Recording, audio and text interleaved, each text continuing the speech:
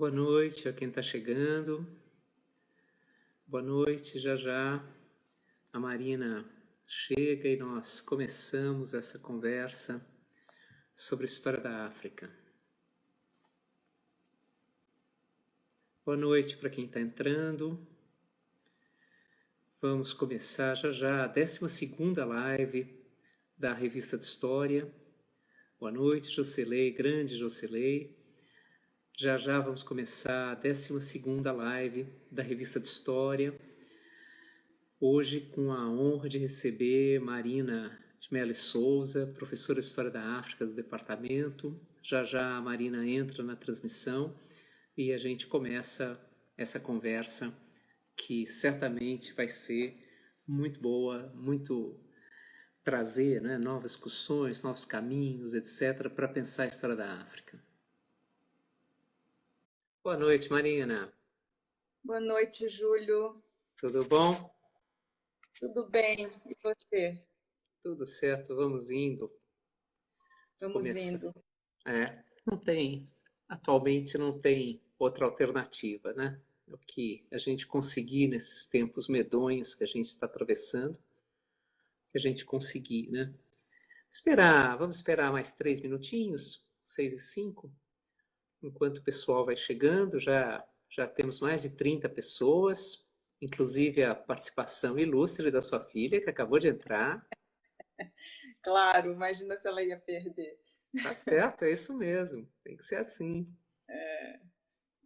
E daí a gente começa essa conversa, a 12ª live da Revista de História nesses tempos de quarentena. Um sucesso, hein, Júlio? Que bom, né? Acho que o mais importante nessa época é a gente conseguir manter algum tipo de atividade, né? De contato, de mostrar que o departamento, porque a revista faz parte do departamento, que o departamento está ativo, não tem essa conversa de se recolher, a não ser em casa, né? Todos em casa, mas a gente continua a pesquisar, a gente continua a trabalhar, é a E ciência, muito. e muito, e muito, né? Contrariamente ao que supõe o presidente, é a ciência que pode nos salvar. A ciência e a arte que podem nos salvar. É incrível como, nesse momento, isso tem sido dito já como a cultura tem sido importantíssimo, né? Os lives de música, de dança, Sim, de debate sobre literatura, como a cultura tem sido um aspecto que tem mantido o astral das pessoas alto, né, nesses tempos tenebrosos. tem sido Então, central. ciência, cultura e educação, que é o tripé que não agrada os atuais administradores do Brasil, são as coisas que nos mantêm em pé. Exatamente, exatamente. Já estamos com mais de 50 pessoas na semana em que a Revista de História passou de 5.000 seguidores no Instagram. E, e seguidores muito ativos, né? Tudo que se publica, as pessoas curtem, comentam, etc. É bacana, é bem bacana ver a disposição também de muita gente de buscar esse universo da cultura, das artes, da ciência, né? Muito central, essencial. Márcia Barros Silva, que já foi nossa entrevistada e que hoje está aí nos assistindo. A Cibele, que não perde uma, foi nossa aluna, não perde uma live. Há um público cativo, que toda semana, a Mariana também, Mariana Massafera, eu vi que já entrou, a Mariana também não perde nenhuma live. Mariana foi minha aluna. Ah, então. Hoje, mais do que nunca, então. Né? Uma ótima aluna que um dia fez a revelação que ela, na verdade, fazia química, coordenava Sim, eu um descobri outro projeto de dia. POC na química e estava lá fazendo uma graduação de história. Olha só. Bom, são 6:05, olha o Jocelyn aí celebrando. Bom, 6:05, vamos lá, Marina. Vamos lá. Vamos começar?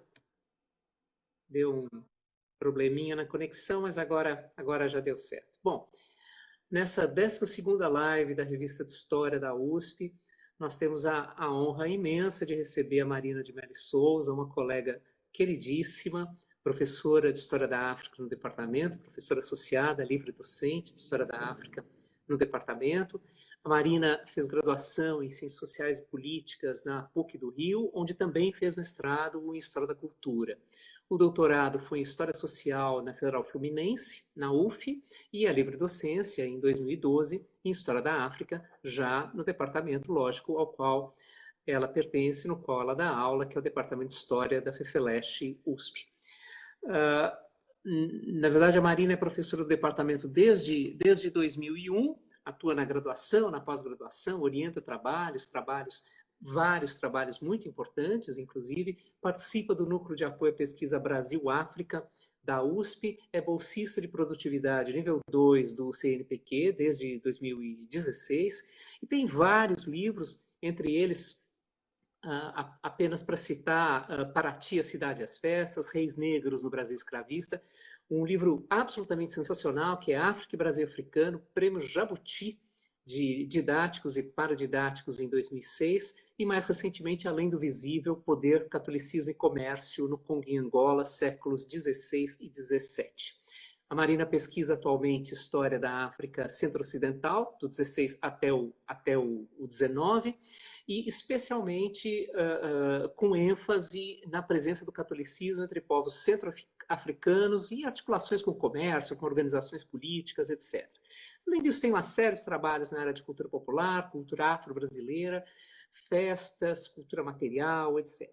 Ou seja, uma pesquisadora de primeiríssima, de excelência e repito, uma honra, e eu agradeço muito. Eu vou agradecer depois no fim, Marina, mas eu já agradeço muito você ter topado participar dessa entrevista, que é da revista, é do departamento. A gente batia papo aqui antes de começar oficialmente, para mais uma vez mostrar que não é a pandemia que vai impedir que a ciência, que a cultura, que a produção intelectual sigam em frente no Brasil e sigam muito, muito, muito ativas. A gente está em casa, protegido, isolado, como todos deveriam estar, mas está trabalhando feito doidos. Marina, você propôs como título dessa nossa conversa de hoje o que conecta a história da África e o racismo no Brasil. Será que uma das coisas que provoca essa conexão é a nossa dificuldade de enxergar o outro, de enxergar a diferença que a África representa em todos os sentidos? Será que a dificuldade e a persistência de formas de racismo derivam da nossa resistência à alteridade? Não só da nossa, mas do mundo eurocentrado, né? Sim. Nós somos fruto da formação de um determinado sistema civilizacional que nasce, né, na Europa, greco-romano. Então, e claro, né, você já responde, mas antes de, eu queria agradecer, Júlio, primeiro o convite, segundo Prazer. a apresentação generosíssima, né? Nós somos colegas vizinhos de sala, né? Então vizinhos a de gente sala. está cruzando um com o outro e o afeto é recíproco, né? Momentos difíceis meus no departamento, você foi um colega especialíssimo, com uma sensibilidade que poucas pessoas têm, né? Então eu nunca me esqueço de momentos que você estava ali com o braço estendido, o braço do colega estendido, nas tensões internas, né, da nossa vida profissional.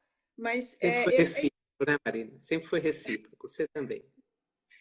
É isso mesmo, quer dizer, você me me pediu um título, eu achei que a questão do racismo é uma questão central na sociedade brasileira, como a gente está num momento onde essa discussão do racismo no mundo, o racismo contra negros especificamente, aflorou, né, a partir dos Estados Unidos, em movimento mundial e mesmo no Brasil, movimento Vidas Negras Importam. E E é uma coisa, quer dizer, eu estou trabalhando na área de história da África e venho me aprofundando, né, no conhecimento de África, que nem sempre foi minha área, feito você mesmo mencionou, eu comecei na cultura popular, artesanato, e cada vez que eu aprofundo o conhecimento de África, eu entendo melhor a questão do racismo e a relação do Brasil com a sua metade ou mais da metade da população negra, né? Então, é uma construção que vem da antiguidade, passa pelo mundo clássico, passa pela Idade Média, vai se transformando.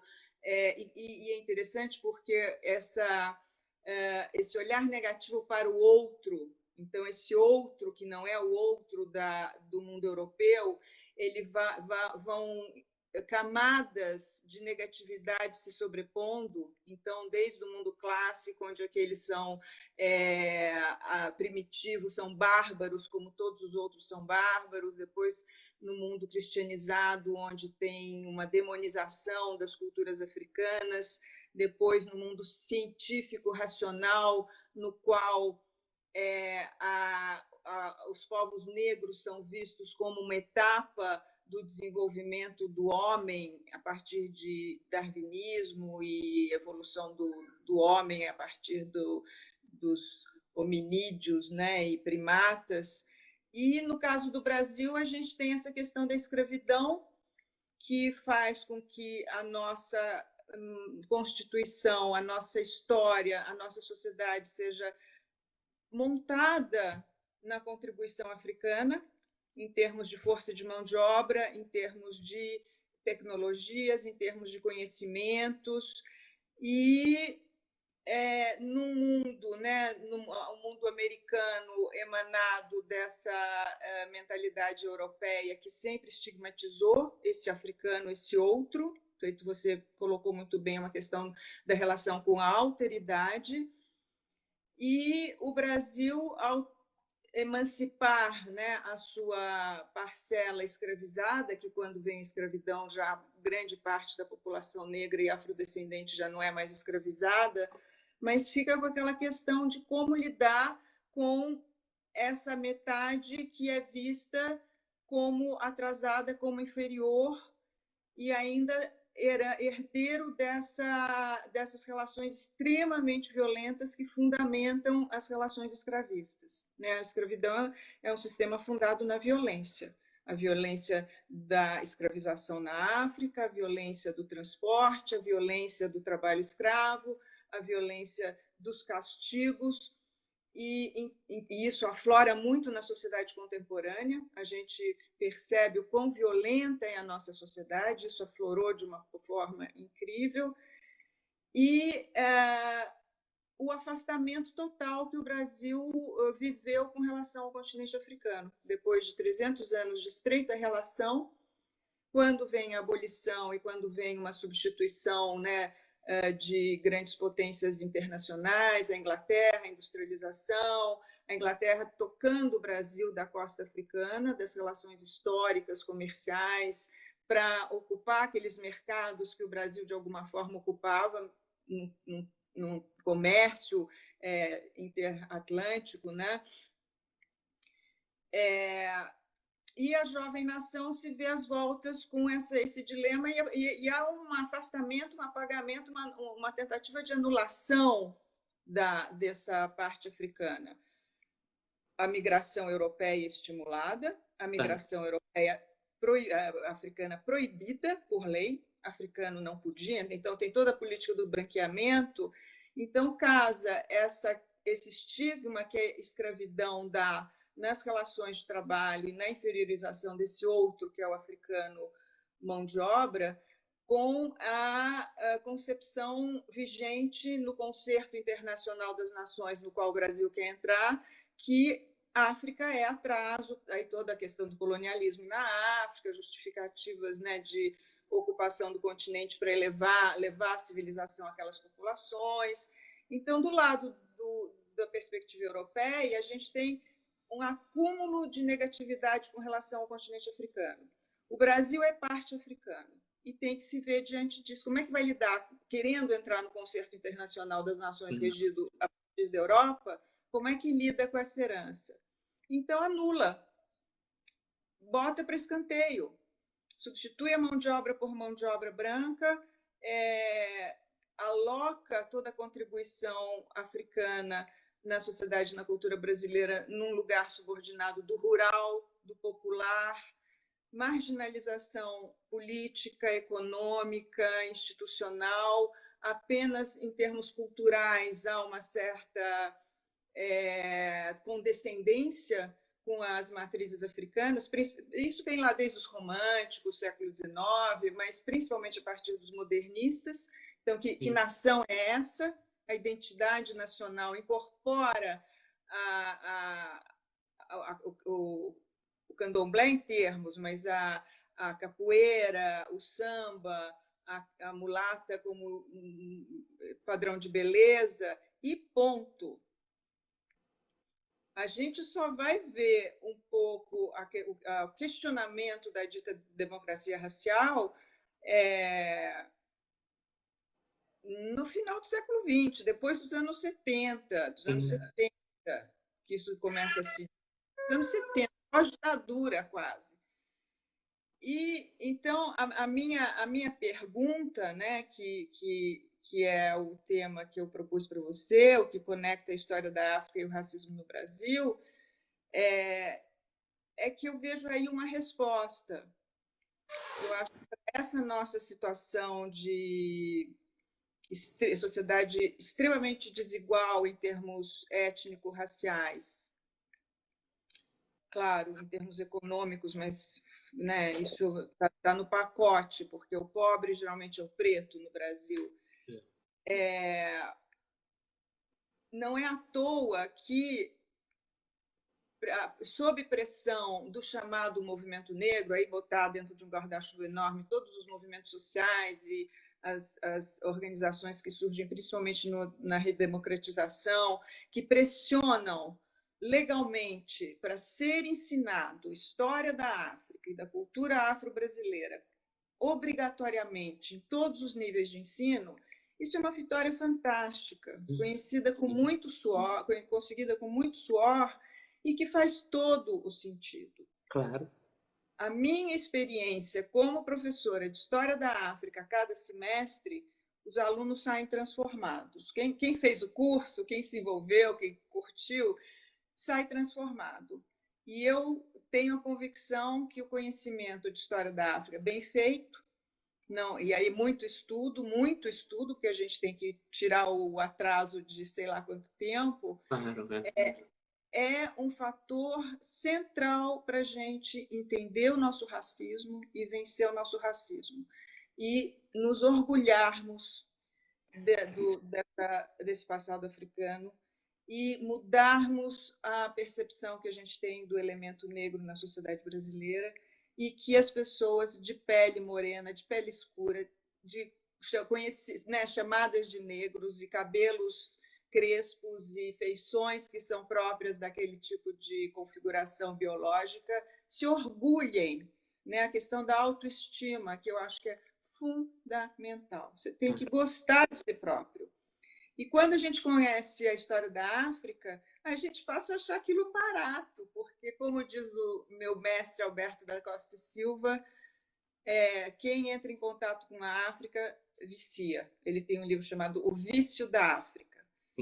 Então, eu acho que, quer dizer, o cerne do que eu queria propor na conversa com você é isso, é que a história da África é um elemento de libertação desse nosso passado de opressão sobre o escravizado, o afrodescendente, o descendente do escravo, e de libertação dessa perspectiva que é a da história única, como o famoso depoimento da Chimamanda Adichie já divulgou, mas a gente multiplicar as nossas perspectivas de conhecimento e de compreensão da realidade. Evitar padrões, né? Evitar padrões. E você falava da dificuldade de estudar, e como para muita gente é uma revelação estudar a história da África, é rara a presença da história da África no ensino básico como um estudo sistemático, embora haja uma determinação de que se cumpram os componentes curriculares, os livros didáticos precisam ter sessões, capítulos dedicados à história da África, inclusive, se não sequer são aprovados no Plano Nacional do Livro Didático, né, no PNLD, e de tempos para cá a gente vem tendo materiais de grande qualidade. Né? Você citou Alberto da Costa e Silva, que tem um livrinho paradidático, aquele A África Explicada à Minha Filha, não, à Minha Neta, que é uma delícia de ler, né, naquela série de livros. O seu, África e Brasil Africano, evidentemente, o livro da Leila, que não é para a Leila Leite Hernandes, que não é para ser usado em ensino básico, evidentemente, mas ajuda na formação dos professores. E tudo isso, na verdade, ter essa bibliografia mais ampla e ter esse acesso acaba também por fazer com que se perceba a África na sua especificidade. Ou seja, que não se tente aplicar aquele padrão do que é uma organização política, do que é uma organização social de origem europeia, de base europeia, à experiência histórica da África. Então refletir sobre a especificidade da experiência histórica e de como funciona a sociedade, de como funciona o jogo político, né? Pois é, e porque aí entrando um pouco mais nessa seara nossa dos historiadores, né, o métier de reconstruir o passado a partir de documentos, de fontes que te deem informações, e a gente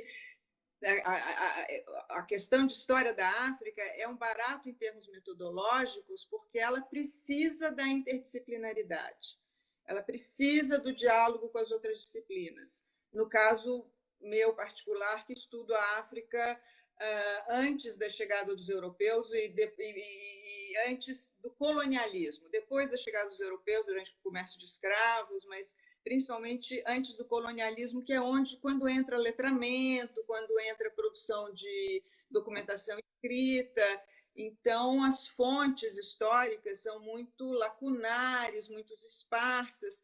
Isso, em termos de historiografia, traz uma renovação metodológica muito interessante, porque está criticando não só a visão única, traçada a partir da perspectiva europeia, mas está também questionando a história mais convencional e mais em cima só dos textos escritos. Então, tem que abrir para arqueologia, para antropologia, para a linguística, para a cultura material, para a iconografia, para a história oral, além da análise de texto de viajantes e documentos oficiais. Mas, então, tem uma contribuição que é de tentar trazer novos olhares na medida que você entende lógicas de organização social, política, sistemas culturais que são muito diferentes dos europeus e que produziram coisas interessantíssimas. Né? Tem que pensar não só em termos de grandes civilizações, não estou nem pensando no Egito, porque na nossa historiografia o Egito, a gente esquece que o Egito é da África. Esquece toda a contribuição do Egito para a formação do mundo grego, esquece toda a presença islâmica, muçulmana no norte da África e a grande contribuição da presença muçulmana da cultura islâmica para a formação da Europa que a gente conhece, para o Renascimento, a questão da ciência, a questão da literatura, né, que já tem essa coisa europeia de selecionar o que eles vão privilegiar em termos de elementos formadores, mas pensando na África subsaariana, que é a África que eu conheço melhor, né, a África chamada África Negra, ao sul do Saara, tem civilizações fantásticas, né? E tem exemplos de vida urbana antes de Cristo. Metalurgia se desenvolve naquela região ali do Níger, mais ou menos na mesma época que está se desenvolvendo ali na Mesopotâmia. Então, como eram essas, que lógicas que orientavam essas organizações sociais.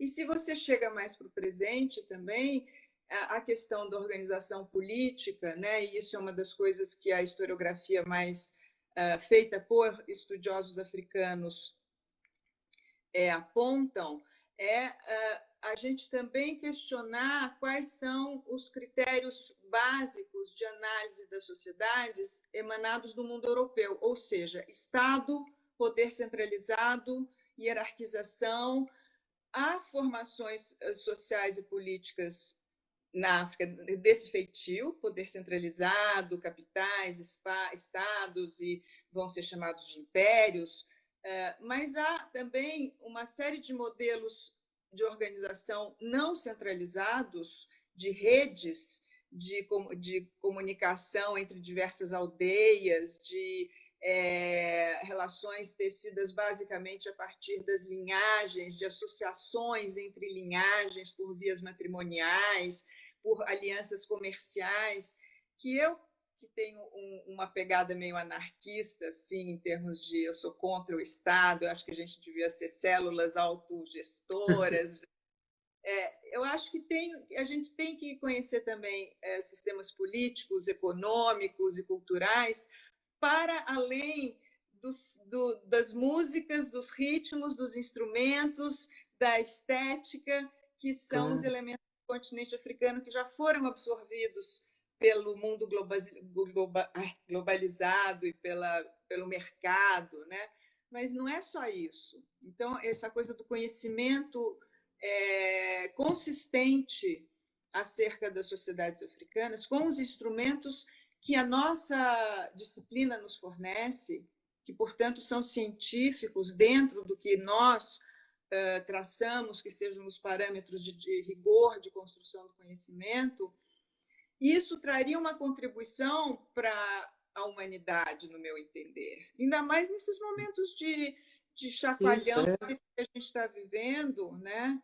Que né? Hoje estava lendo de manhã um artigo do Fritjof Capra, que eu até perdi, eu li na rede, perdi, que muito otimista, né? Que a Terra, a Gaia está nos alertando para tudo que a gente sabe, né? A poluição, o esgotamento dos recursos, desrespeito ao meio ambiente, isso vai levar o homem à ruína e a cobiça do lucro e os bens materiais, que são realmente coisas que o nosso projeto civilizatório está face a face com um momento muito crítico. Quer dizer, essa pandemia ela deu um alerta. Eu, pessoalmente, dentro do meu ceticismo, acho que vai continuar, o velho mundo vai se impor, né? Também mas é o momento da gente olhar para outras alternativas, outros sistemas que vivem muito bem, obrigados. Os nossos índios, que estão sendo... Hoje também tinha discussão do genocídio, né? Que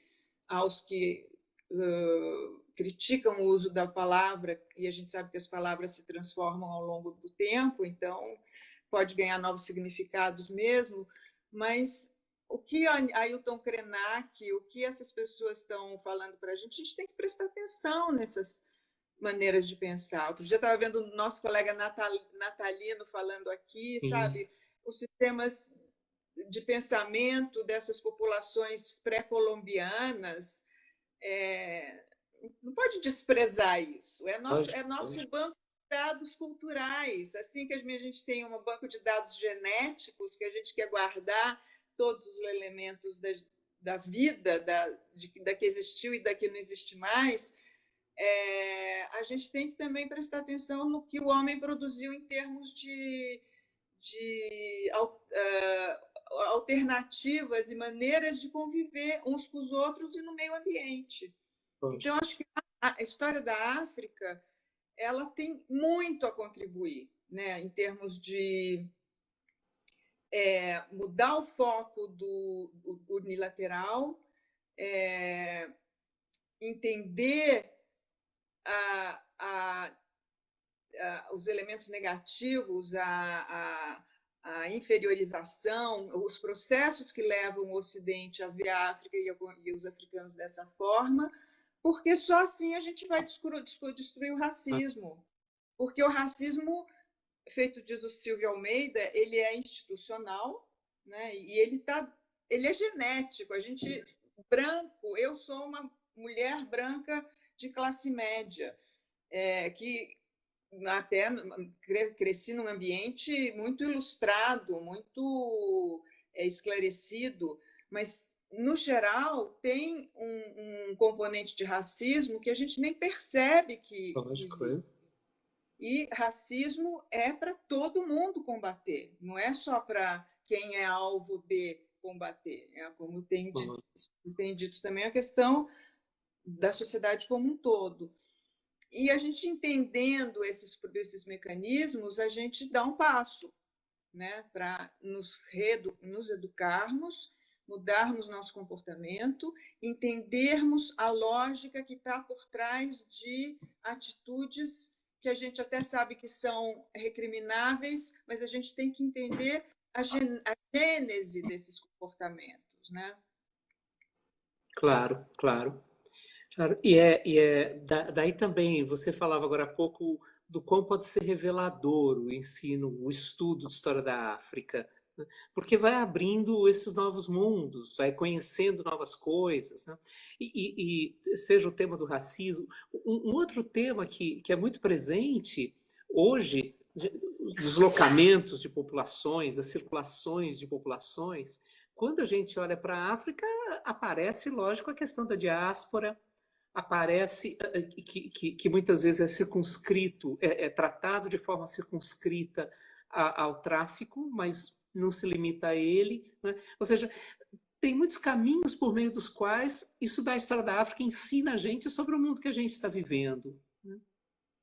Sim, porque essa coisa da diáspora, né, e a movimentação das populações, né, uma coisa que, primeiro, antes de chegar na diáspora, é interessante a gente lembrar e comentar que populações africanas, elas são extremamente móveis, né? A mobilidade, o trânsito faz parte da maneira de existir no geral das populações africanas, assim um pouco como o nosso caboclo, né? Tem que fazer rodízio da terra, aí tem um grupo político que briga com o outro, então vai embora para outro lugar com a sua turma e deixa e funda um outro lugar, uma outra aldeia, e entra em contato uns com os outros. Então as trocas, né, de saberes, de tecnologias, de conhecimento, elas internamente ao continente são enormes e antiquíssimas.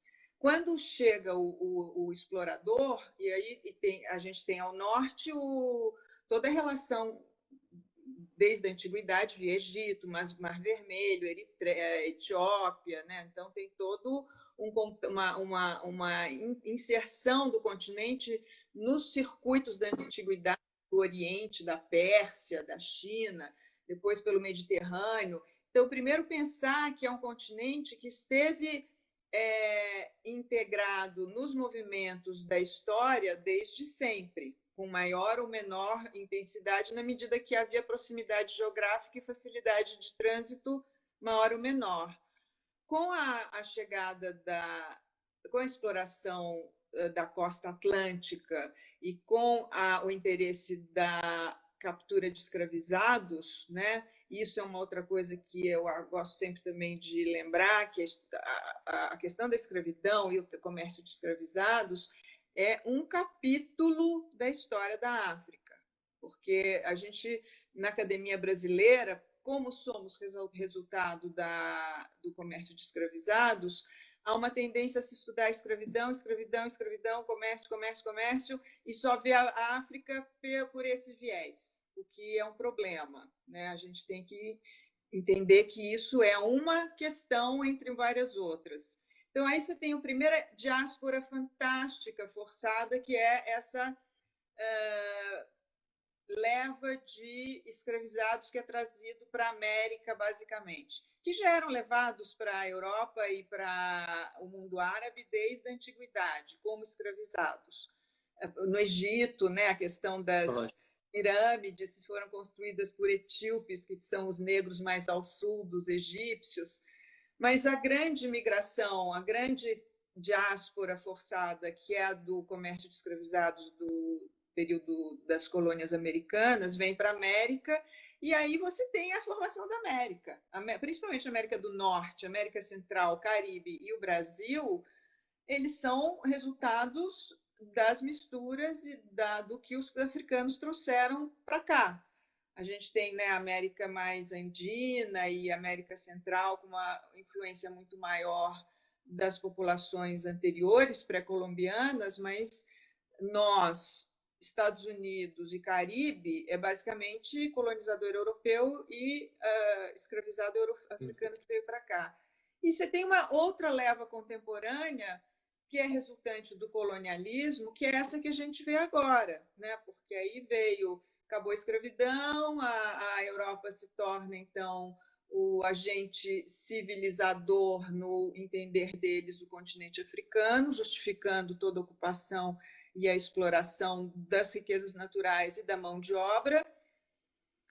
As independências, né, que aí todo o processo do século XX, né, desde a década de 40, 50, já estão as classes médias e os ocidentalizados africanos em busca de independência.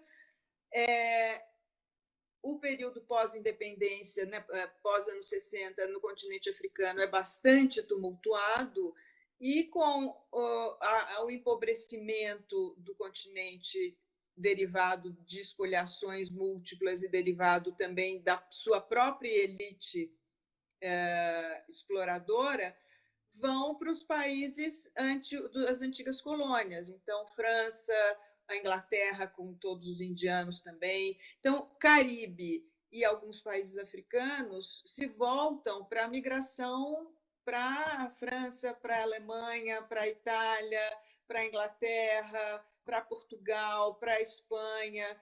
E aí, novas movimentações populacionais, que é um pouco o mundo contemporâneo, né? Eu acho que essa questão da mobilidade, e eu fico até curiosa de saber o que vai acontecer daqui para frente, porque essa questão do vírus, né? E tudo indica que esse não é o primeiro e não será o último.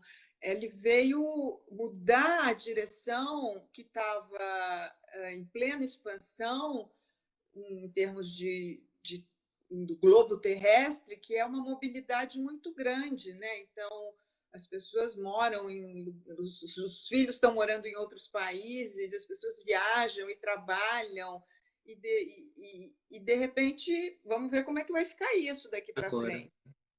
Porque você transitar de uma região para outra talvez não seja mais tão simples, feito foi até agora.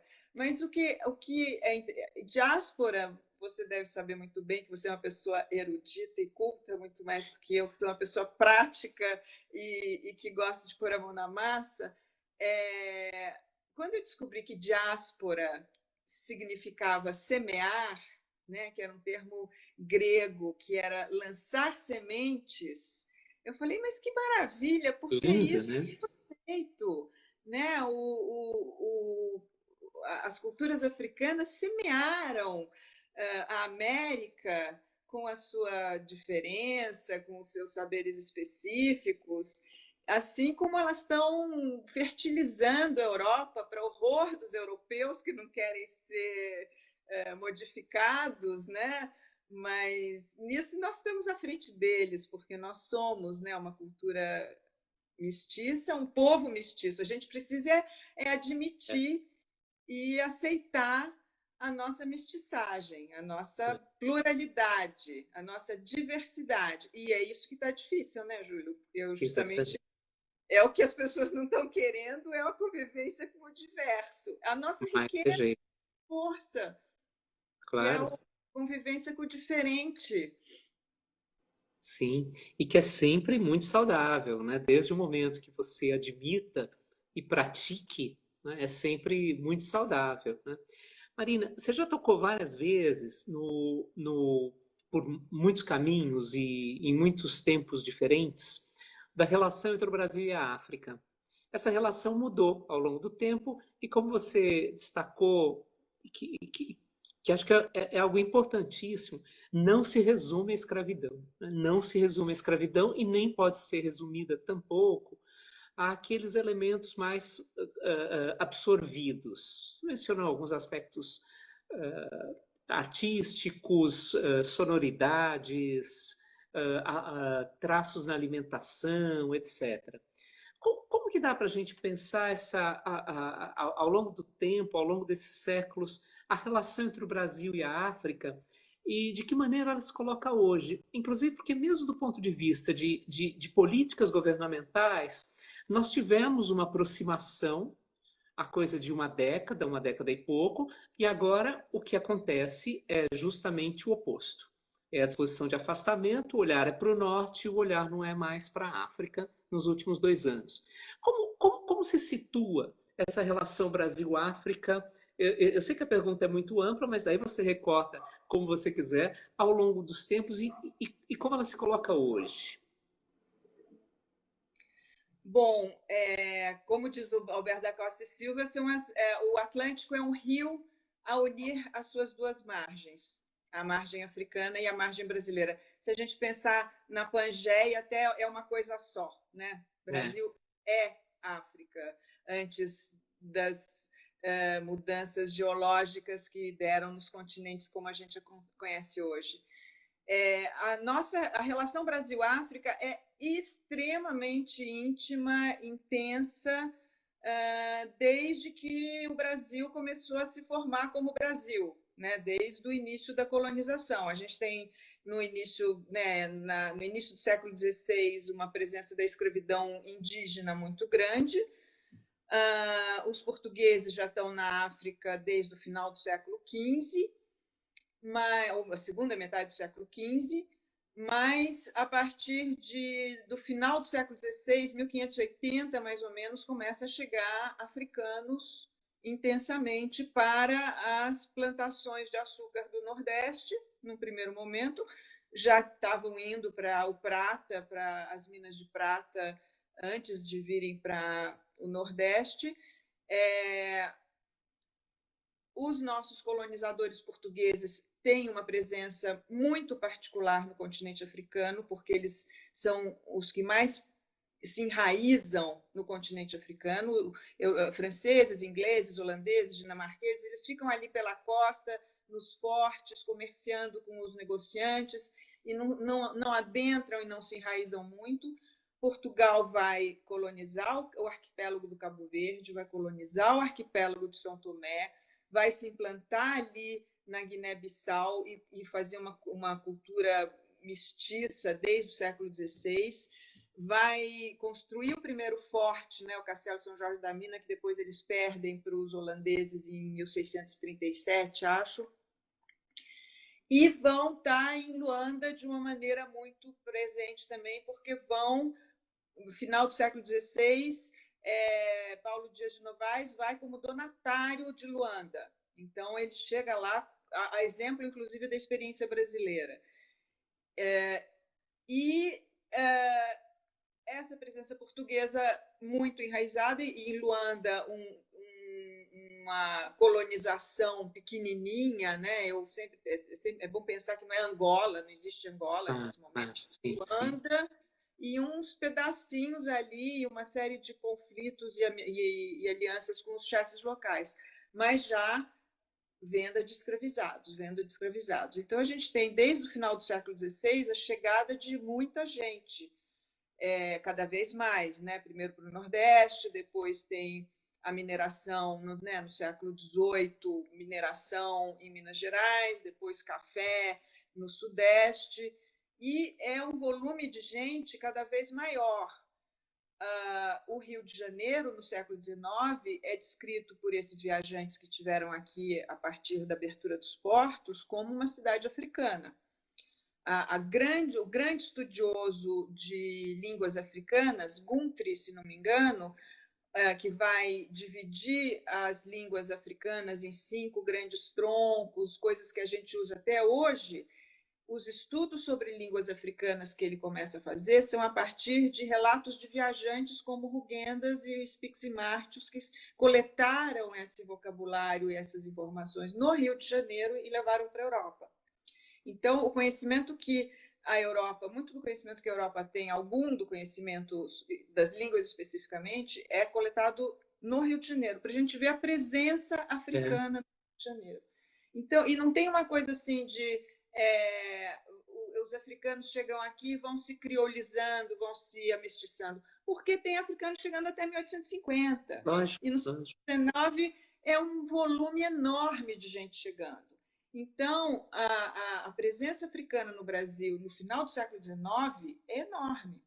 O Nina Rodrigues, que era um racista de carteirinha, mas fez um serviço maravilhoso de conversar com esses africanos no século XIX e registrar o que eles falavam. Então, ele conversava com africanos no século XIX. No início do século XX, tinham africanos vivendo aqui. Isso é a presença da África no Brasil. E a gente tem a presença do Brasil na África. Luanda, Benguela, a presença brasileira é enorme.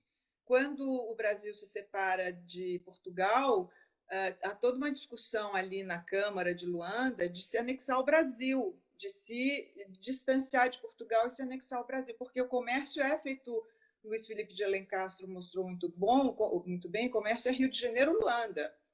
Não é Rio de Janeiro, Lisboa, Luanda. Quer dizer, a questão da triangulação é muito relativa.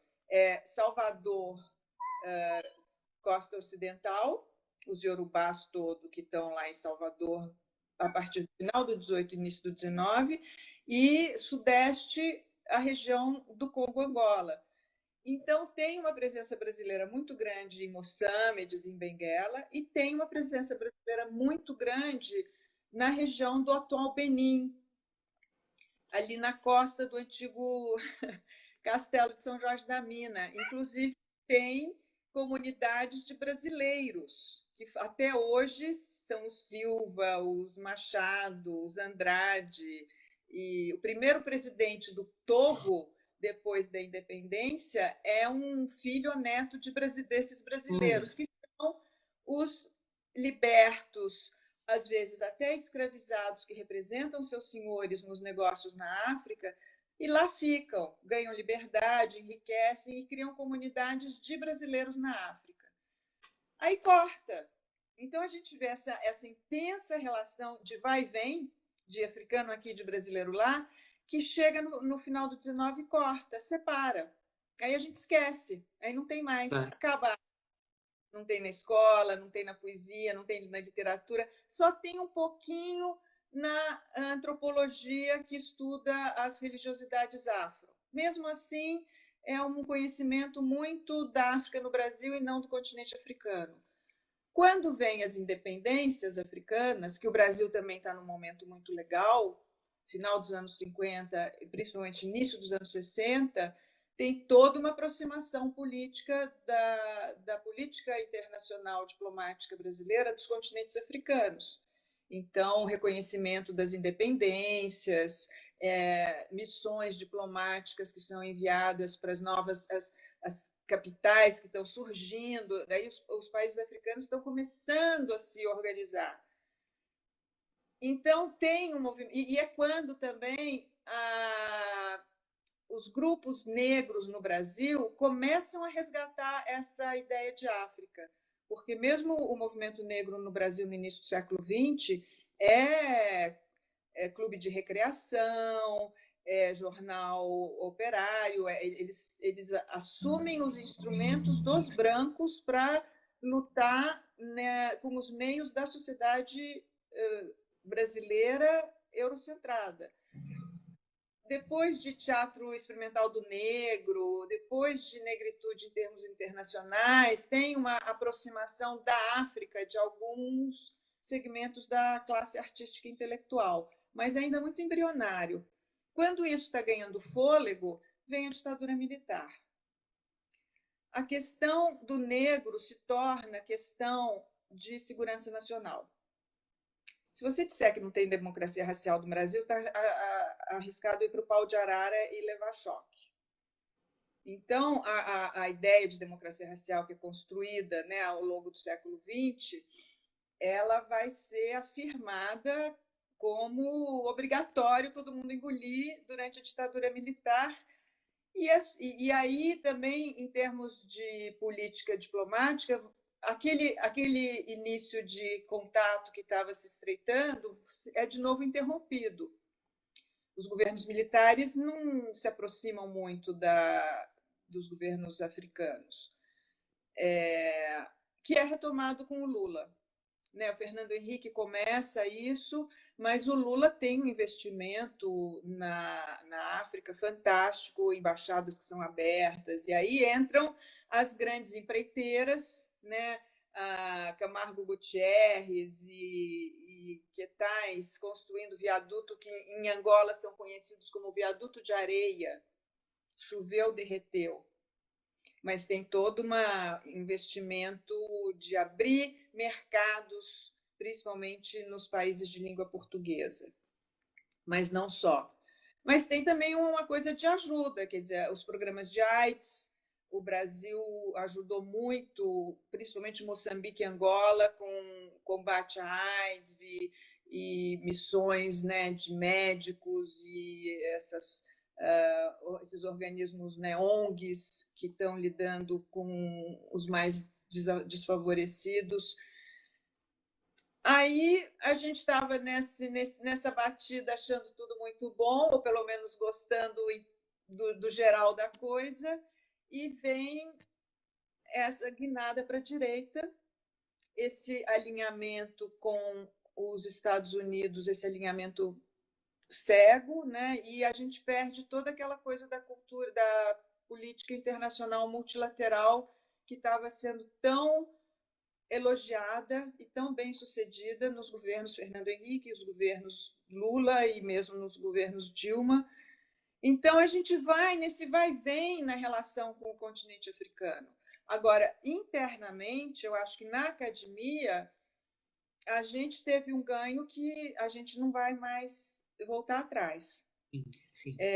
Eu entrei na USP, a Leila, nossa colega, foi a primeira professora de África nessa nova, porque não tinha, né, história da África no departamento, acho que é 98, a Leila entra. 98, um ano antes de mim, 98. 2001 eu entro, a lei é de 2003, para você ver como o nosso departamento estava antenado. Chegou antes. Nós fizemos uma matéria obrigatória de África, e foi uma batalha interna, pelo que me contam, eu não estava lá ainda, mas tinha gente que não queria. Chama o pessoal da antropologia para dar África para a gente.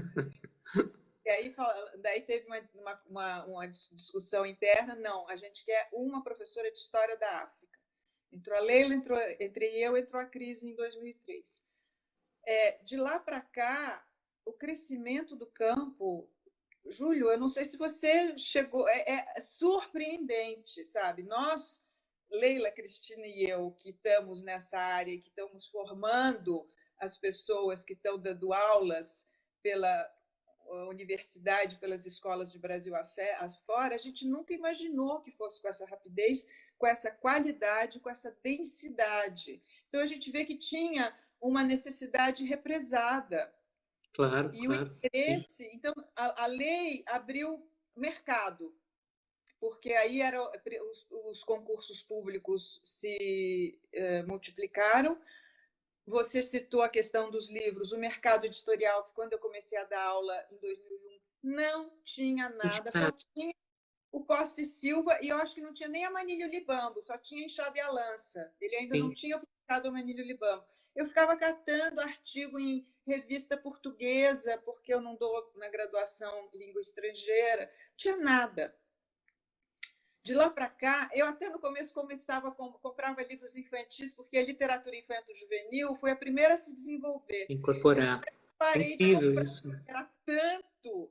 Então, não tinha nada. Hoje em dia a gente tem... As nossas alunas estão fazendo livros manuais da maior qualidade. A Rejane, que foi a aluna da Leila, tem um livro ótimo. A Inaê, que foi minha primeira turma de África, tem um livro ótimo. A Rejane é professora na PUC do Rio. A Inaê, a professora da Fundação Getúlio Vargas, se não me engano. Na UF agora. Está na UF, a Inaê entrou na UF. O Alex e vai ser nossa entrevistada em agosto. É uma das nossas entrevistadas em agosto. É. Minha aluna da minha primeira turma, que eu agradeço, porque eu não sabia nada de nada. Inclusive, trabalhei 3 meses de graça. Fui contratada em novembro e comecei a dar aula em agosto. E, e a turma era maravilhosa. A turma me ajudou muito. Não sabia nada. Porque outra coisa que eu digo, tem que estudar muito, porque a gente não estudou isso na escola, a gente não são temas familiares, normalmente, a Sim, gente não sim. vê no cinema, no teatro, na literatura, agora mais, mas tem que estudar, tem que desmistificar, não é cabeludo, não é mais uma tarefa para o professor, ele vai integrar, né? E aí eu falo no ensino básico, o professor vai integrar os assuntos africanos na antiguidade, na Idade Média, na Era Moderna, no contemporâneo. É só questão de inserir o continente africano no conjunto da história, assim como tem que inserir a Índia, como tem que inserir a China, como tem que inserir o Claro. Japão, que a gente no departamento está devendo ainda, né? Como tem que Sim, inserir povos pré-colombianos. Então, isso que eu acho que é o mais, quer dizer, que é uma das coisas interessantes e que é a contribuição à história da África, é você abrir o leque, você multiplicar as perspectivas, você trazer a alteridade para dentro e não deixar eu aqui, você lá, o outro lá, claro, né? Falei claro. demais. Não, foi maravilhoso. A gente tem 2 minutos só, então vamos ter que marcar outra, vamos ter que combinar mais para Aí frente uma você outra chama a conversa. Cris, chama a Leila, que vão dar outros enfoques. Isso, é. O Jocelyn estava lembrando nos comentários que tem muitos artigos sobre a história da África publicados na revista de História, inclusive tem um dossiê Moçambique que saiu no ano passado, organizado pela Cris, pela Juliana e pela Lia Laranjeira. Eu vou tentar nessa semana, desculpem, eu vou tentar nessa semana publicar mais links para artigos de história da África, que assim as pessoas também vão buscando para. Porque esse trabalho de formação de que você falava, Marina, ele é o que permite que a história da África chegue ao ensino básico com qualidade. Né? Senão, se torna algo muito restrito, muito fechado na academia. E o que você, Leila, Crise Sem Bar fizeram e fazem é sensacional, é essencial para mudar o lugar da história da África no ensino brasileiro. Marina, super obrigado de novo. Foi Eu uma que honra te entrevistar. Super agradeço obrigado. muito. E vamos falar muito do assunto para mudar o Brasil. É isso aí. Muito obrigado para todo mundo que assistiu. Olha o Chico aí, que também nos acompanhou. Foi o primeiro entrevistado das lives e está acompanhando hoje. Muito obrigado para todo mundo. Beijo para todo mundo. Semana que vem teremos a Cristina Meneghello, da Unicamp. E em agosto vamos ter Inaê Lopes, vamos ter João Paulo Pimenta, vamos ter Estela Franco falando de história de gênero. Ou seja, a programação vai longe. Vai ficar gravado sim, Lucas. E Marina, um beijo enorme. Super obrigado. Beijo. Obrigada, Júlio. Tchau, Tchau. tchau.